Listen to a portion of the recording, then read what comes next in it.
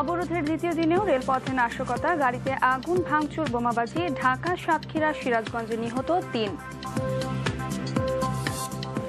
বিরোধী নেতাকে ধ্বংসের পথ ছেড়ে ফের নির্বাচনে আসার আহ্বান প্রধানমন্ত্রীর। বললেন, নির্বাচন বানচালের আশা পূরণ হবে না।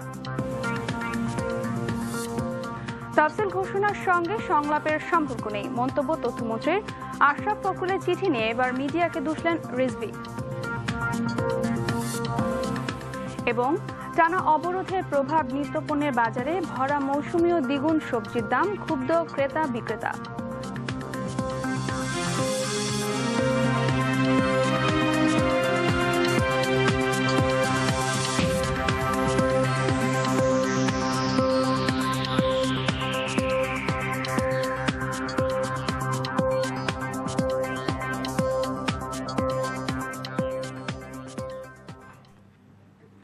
আসসালামু আলাইকুম, স্বাগত জানাচ্ছি RTVর দুপুরের সংবাদে। শুনছিলেন মার্কেন্টাইল ব্যাংক সংবাদ শিরোনাম। পুরো সংবাদে আপনাদের সঙ্গে আছে আমি সাদিয়া রিসওয়ানা। জাতীয় নির্বাচনে তাফসিল ঘোষণার প্রতিবাদে গাড়িতে আগুন, ভাঙচুর ও ককটেলবাজির মধ্য দিয়ে রাজনীতিতে চলছে বিরোধী জোটের টানা 48 ঘণ্টা অবরোধের দ্বিতীয় দিন। অবরোধের সমর্থনে নগরীর বিভিন্ন স্থানে মিছিল করেছে 18 দলের নেতাকর্মীরা। এদিকে অবরোধের প্রথম দিন ককটেলের আঘাতে আহত নারী ব্যাংক কর্মচারী আনোয়ারা বেগম ঢাকা মেডিকেল কলেজ হাসপাতালে মারা গেছেন। বিস্তারিত নাজিব ফরাজের রিপোর্টে।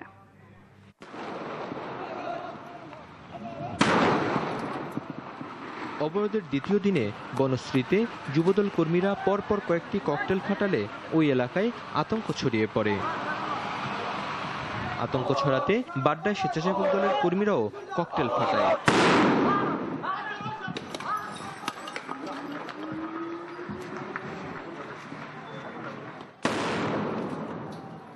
কামরাঙ্গীরচর ও লালবাগে অবরোধের সমর্থনে মিছিল হয়। লালবাগেও ককটেল ফাটানো হয়।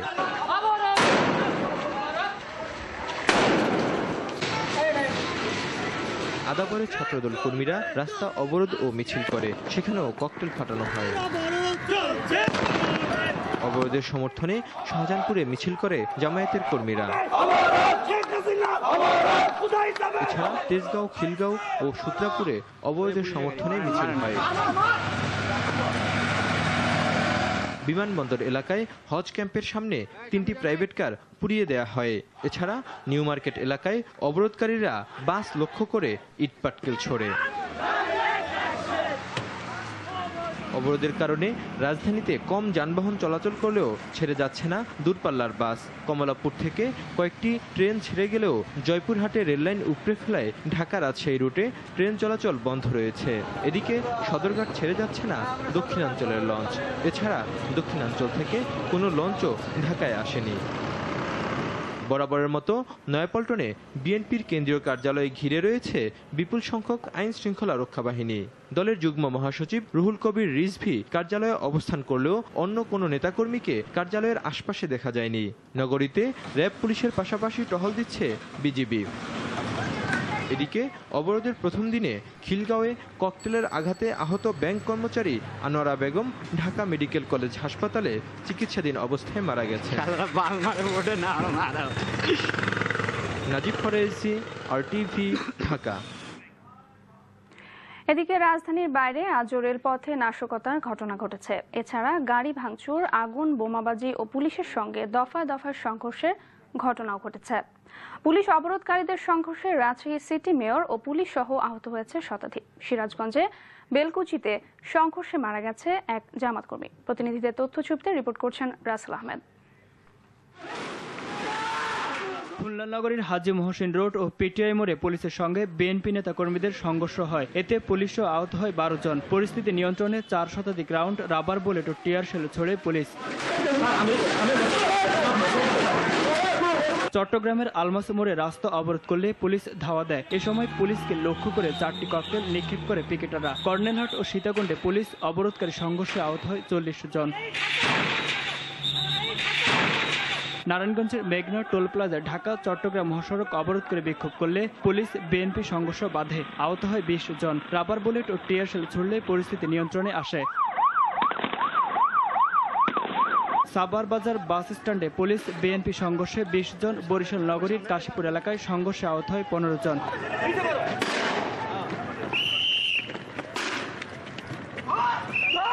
চাঁদপুর শহর ও হাজীগঞ্জে পুলিশ অবরোধকারীদের সংঘর্ষে আহত হয় 17 জন। মানিকগঞ্জে পুলিশের সঙ্গে বিএনপি নেতাকর্মীদের ব্যাপক সংঘর্ষ হয়। গাজীপুরে চোট দেওরা, জয়পুরহাটের উরি মাধবপুর, কুষ্টিয়া শহরের মজমপুর ও লালমনিরহাটের মহেন্দ্রনগরে রেললাইন অবরোধ করে বিরোধী জোট। সিরাজগঞ্জের হরিপুরে রেললাইন উপড়ে ফেলায় ট্রেনের 3টি বগি লাইনচ্যুত হয়। নরসিংদী শহরে পুলিশ বিএনপি সংঘর্ষে আহত হয় জেলা বিএনপির সভাপতি খায়রুল কবির খোকন সহ 15 জন। ঝিনাইদহের মহেশপুরের সড়ক অবরোধ করে বিক্ষোভ করলে পুলিশের সাথে ধাওয়া পাল্টা দেওয়া হয়। ফরিদপুরের আলীপুর গোরস্থানের সামনে কয়েকটি অটোরিকশা ভাঙচুর করে বিক্ষোভকারীরা। ময়মনসিংহের ভালুকা, বাগেরহাট, নড়াইল ও যশোরে সড়ক অবরোধ করা হয়।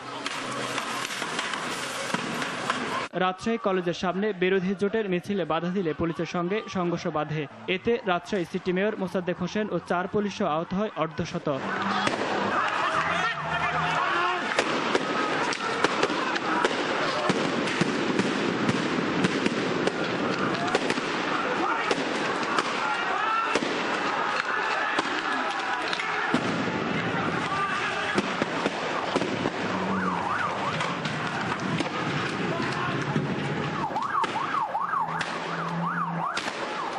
রাসেল আহমেদ, RTV।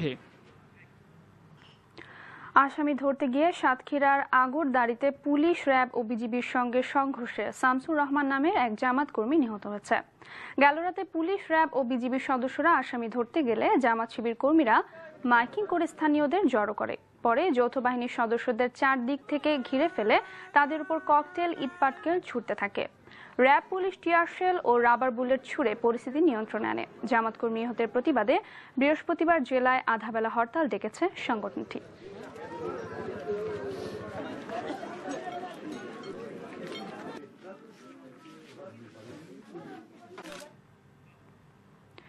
নির্বাচনের তফসিল ঘোষণার সঙ্গে সংলাপের কোনো সম্পর্ক নেই মন্তব্য করে তথ্যমন্ত্রী ও জাসদ নেতা হাসানুল হক ইনু জানালেন, প্রার্থিতা বাছাই এবং প্রত্যাহারের আগ পর্যন্ত বিরোধী দলের সঙ্গে সংলাপের সুযোগ রয়েছে। সকালে ঢাকা বিশ্ববিদ্যালয়ের শহীদ ডাক্তার মিলন চত্বরে তার স্মৃতিস্তম্ভে শ্রদ্ধা জানানো শেষে তিনি একথা বলেন। পরে 90-এর দশকের স্বৈরাচার পতন আন্দোলনে নিহত ডাক্তার মিলনের স্মৃতিতে বিভিন্ন সংগঠন শ্রদ্ধা জানায়।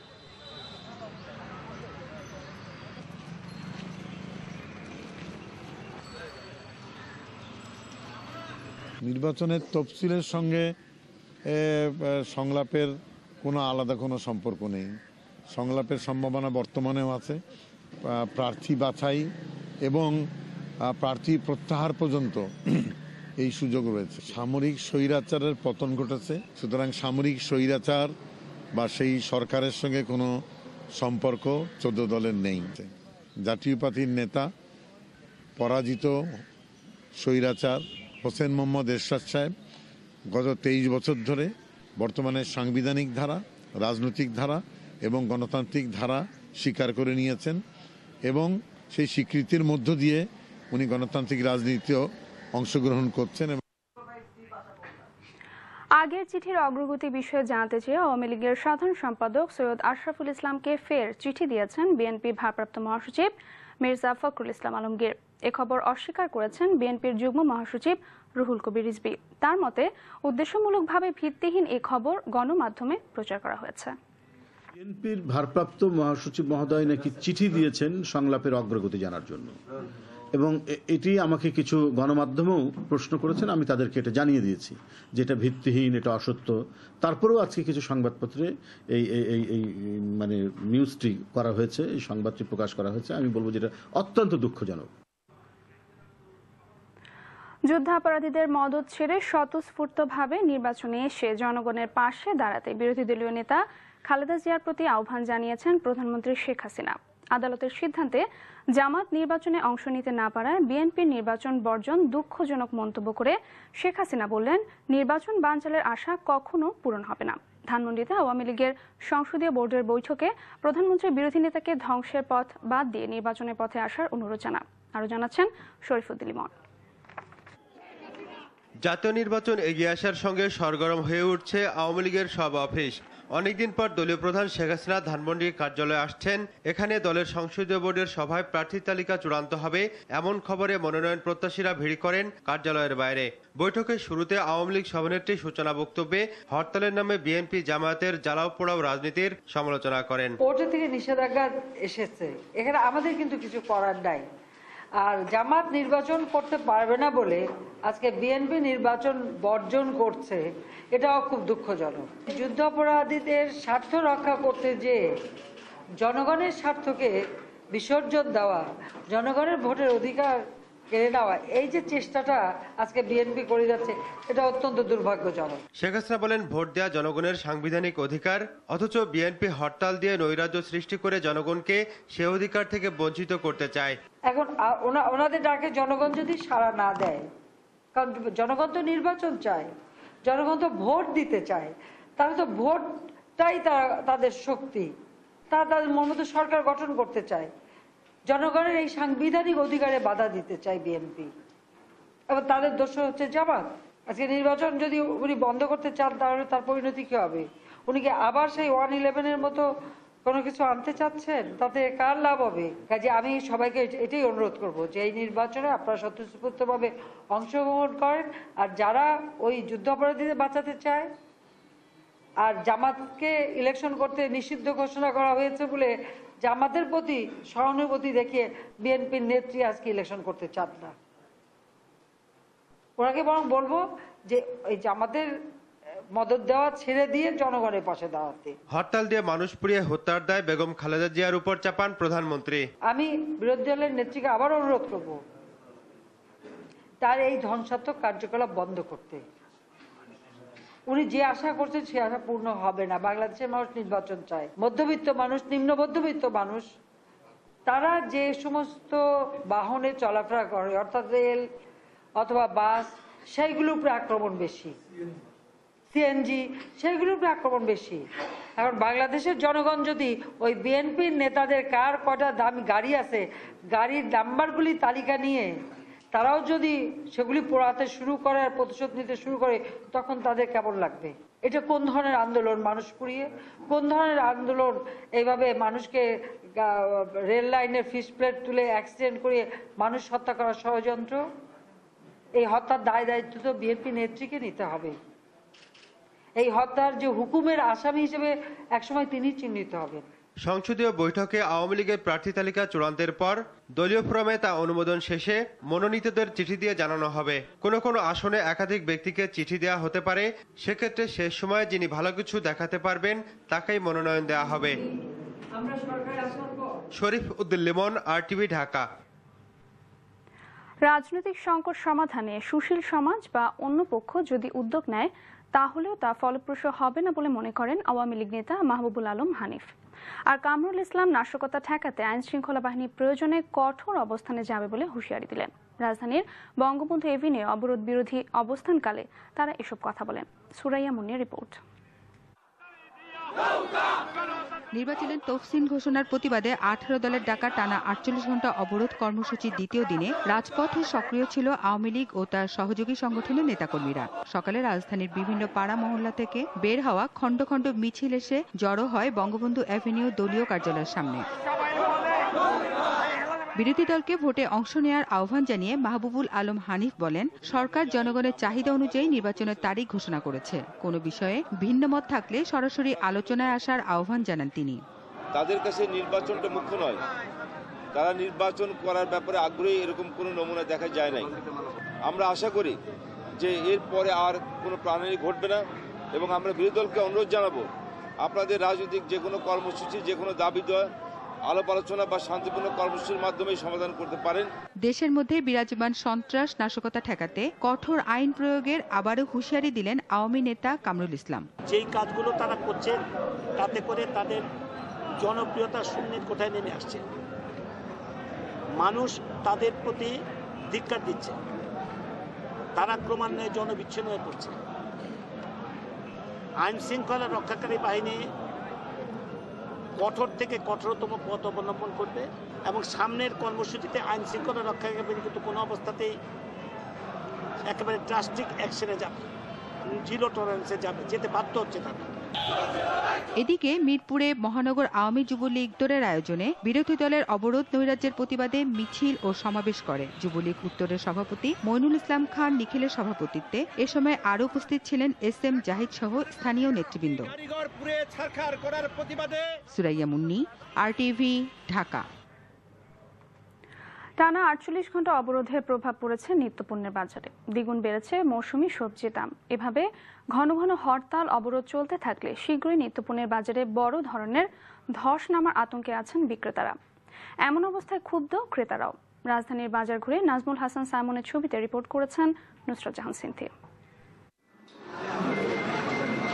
হরতালের পর টানা 48 ঘন্টার অবরোধের কারণে আবারও এক দফা বাড়ল নিত্যপণ্যের দাম। ভরা মৌসুমেও অতিরিক্ত দামে বিক্রি হচ্ছে শীতের শাকসবজি। এই 2 দিন সবজির দাম একটু বাড়তি বলতে অনেকে বাড়তি, ক্রেতা খুব কম আছে। 2 দিন আগেও মাঝারি আকারের একটি ফুলকপি বাঁধাকপি যেখানে বিক্রি হতো 25 টাকায়, অবরোধের কারণে তা বেড়ে হয়েছে 35 থেকে 40 টাকা। টমেটো কেজি প্রতি 100 টাকা থেকে বেড়ে হয়েছে 120, কাঁচামরিচ 60 টাকা থেকে বেড়ে 70, চিচিঙ্গা 60 থেকে বেড়ে 70, বেগুন 40 টাকা থেকে বেড়ে 50, সিম কেজি প্রতি 40 থেকে বেড়ে 50 ও আদার দাম 160 টাকা থেকে বেড়ে হয়েছে কেজি প্রতি 170 টাকা। তবে চালের দাম আগের মতোই বাড়তি দামে থিতু হয়ে আছে। দেশের বর্তমান অবস্থায় বেচা বিক্রি ভালো না হওয়ায় বড় ধরনের ক্ষতির আশঙ্কায় আতঙ্কিত বিক্রেতারা।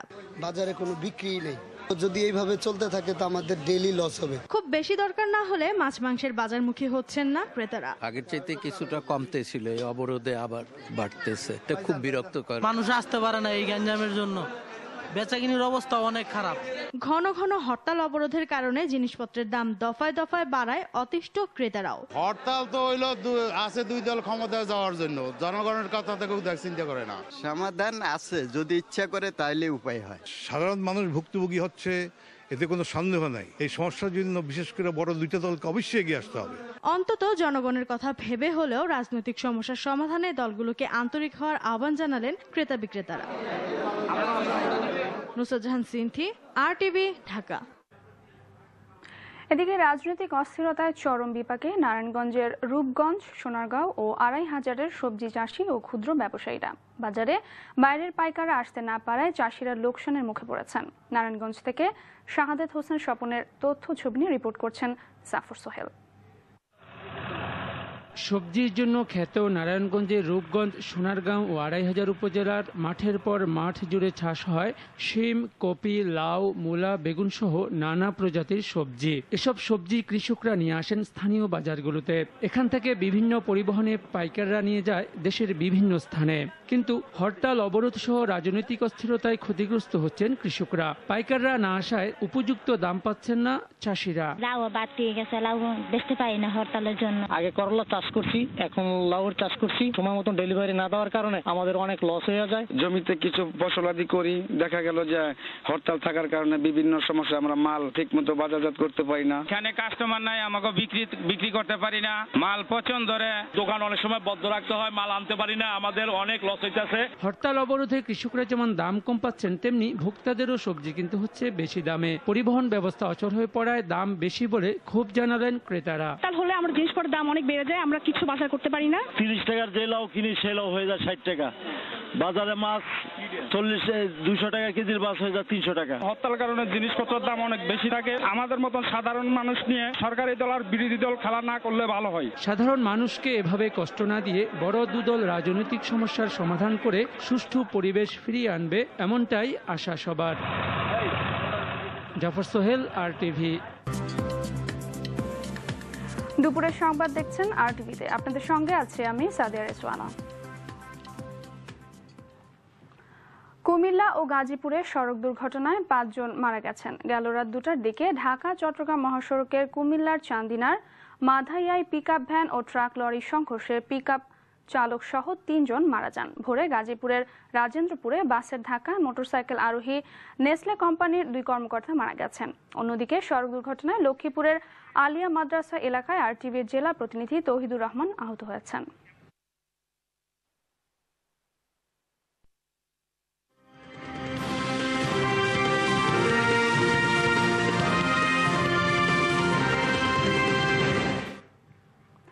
ন্যাশনাল লাইফ ইন্স্যুরেন্স আন্তর্জাতিক সংবাদ।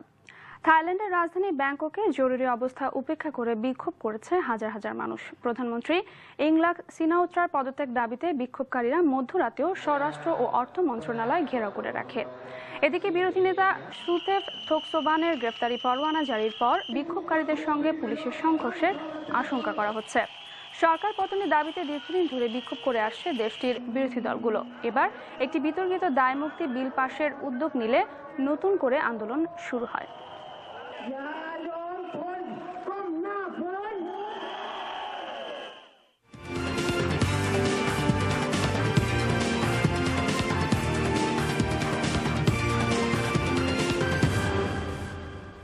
মার্সেল খেলার খবর। 21 ম্যাচ পর হারের দেখা পেলেও মেসিহীন বার্সেলোনা। চ্যাম্পিয়ন্স লিগে আয়াস্কের কাছে মার্টিনো শিশুরা হেরেছে 2-1 গোলে। এটি বার্সার মৌসুমের প্রথম হার। তবে নিজেদের মাঠে জয় তুলে নিয়েছে বরুসিয়া ডর্টমুন্ড ও আর্সেনাল। অ্যামস্টারডামে খেলার শুরুতে বার্সাকে চেপে ধরে আয়াস্ক। এতে প্রথমার্ধেই 2-0 এগিয়ে যায় ডাচ চ্যাম্পিয়নরা। ফরওয়ার্ডদের ব্যর্থতা বরাবরই স্মরণ করিয়ে দিচ্ছিল লিওনেল মেসির অনুপস্থিতি। দ্বিতীয়ার্ধের মাঝামাঝি পেনাল্টি থেকে 1 গোল শোধ করেন জাভি। কোনো পক্ষই আর কোনো গোল না পেলে হারটি মাঠ ছাড়তে হয় স্প্যানিশ চ্যাম্পিয়নদের। অন্যদিকে নিজেদের মাঠে অলিম্পিক মার্সেইকে 2-0 গোলে হারিয়েছে আর্সেনাল। গ্রুপের অন্য ম্যাচে নেপোলিকে 3-1 গোলে হারিয়ে শেষ 16তে যাওয়ার সম্ভাবনা বাঁচিয়ে রাখল বরুসিয়া ডর্টমুন্ড। এছাড়া সেল্টিকের বিপক্ষে এসি মিলান জিতলেও বাসেলের কাছে হেরে গেছে ইংলিশ জায়ান্ট চেলসি।